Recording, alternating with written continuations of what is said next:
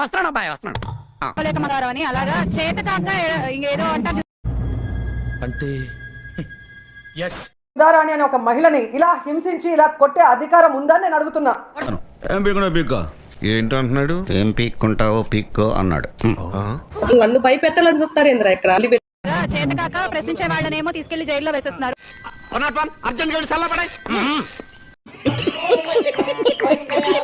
నాయకులైన వాళ్ళ మీద అక్రమ కేసు పెట్టి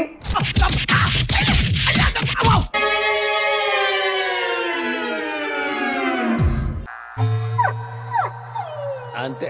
అర్థం చేసుకోవాల్సింది ఒకటే, మా నాయకుడు జగన్మోహన్ రెడ్డి గారు భయం అనేది ఆయన బ్లడ్ లో లేదు. నీ చచ్చిపోతా, నన్ను ఎలాగో చంపేస్తారు. ఇంట్లోనే ఉందిరా పవర్ నా కొడకల్లారా. జగన్మోహన్ రెడ్డి బ్లడ్ లో భయం లేకపోతే అసెంబ్లీకి ఎందుకు రావడం లేదు? అంటే అది కనీసం భయపడి మనం వెనక్కి తగ్గుతామేమో అనుకుంటున్నారు. ఎంత భయపెట్టినా కూడా ఇక్కడ భయపెట్టాలి. పెద్ద నేనైతే చేయగలిగింది ఏమీ లేదు.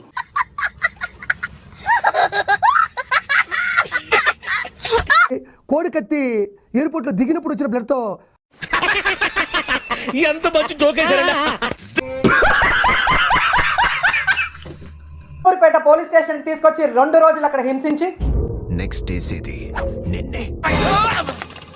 ఊహిస్తేనే భయంకరంగా ఉంది. రోజా రక్త పరీక్షల కేంద్రం పెట్టింది.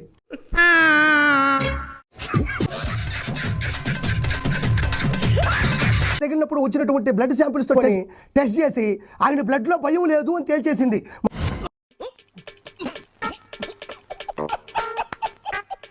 బిడ్డరా రెడ్డి గారమ్మ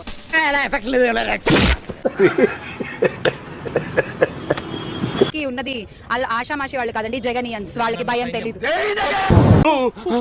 ఊరికొచ్చేస్తుంది, ఏళ్ళు చూపెత్తుందిగా. ఏందిరా అయితే దండం పెడతాను నువ్వు రే, ఏందిరా ఇట్లా అయిపోయావు తయారు. మోహన్ రెడ్డి బ్లడ్ లో భయం లేకపోతే గాలి కూడా దూరంతా ఇనుప కంచెలు ఎందుకు నిర్మించుకున్నాడు? ఈ రేంజ్ లో తింటున్నావేంట్రా? ఈ అమ్మాయి ఏం ఫీల్ ఉన్నది మామయ్య? ఇంట్లోనే ఉందిరా పవర్ నా కొడకల్లారా. చంపుతావా, నరుకుతావా, ఏం చేస్తావరా? మోహన్ రెడ్డి బ్లడ్ లో భయం లేకపోతే పరదాల చాటున ఎందుకు జనాల మధ్యన నడిచాడు? నిద్ర లేదు, సుఖం లేదు, దెబ్బ మీద దెబ్బ.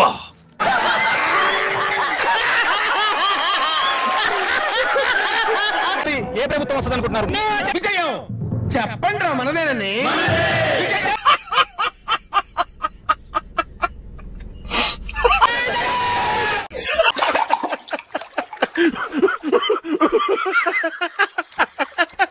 అదెవరో తెలుసా? నేను పెట్టే ప్రతి పోస్ట్ ని లైక్ చేయడమే కాకుండా కామెంట్ చేసి 10 మందికి షేర్ చేసే ఉన్నత భావాలు ఉన్న వ్యక్తిరా. టచ్ చేసావయ్యా, నా గుండెల్ని టచ్ చేసావు. టచ్ లో ఉండు.